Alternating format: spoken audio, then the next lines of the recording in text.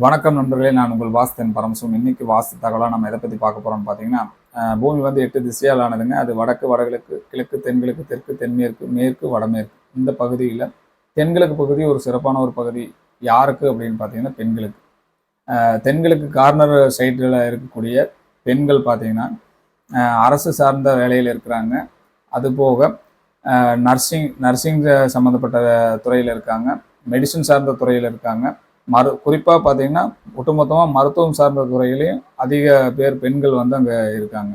அவங்க அங்கே இருக்கிறத தாண்டியும் ஒரு சிறப்பான ஒரு வாழ்க்கையும் அந்த இடம் வந்து அவங்களுக்கு ஏற்படுத்தி கொடுக்குதுங்க. அரசு சார்ந்த துறையிலையும் அந்த தென்கிழக்கு பகுதி வந்து அதிகம் பெண்களுக்கு இடமளித்து கொடுக்குதுங்க. அப்போ அந்த தென்கிழக்கு பகுதியே இந்த மாதிரியான பெண்கள் வந்து சரியான முறையில் பயன்படுத்திக்கிட்டாங்க அப்படின்னா அரசு சார்ந்த வேலையை ஈஸியாக நம்ம எளிதில் கையாள முடியுங்க, எளிதில் பெற முடியுங்க. மீண்டும் வேறொரு வாஸ்து தகவலோடு உங்களை சந்திக்கும் வரை வாஸ்தன் பரமசிவம். நன்றி, வணக்கம்.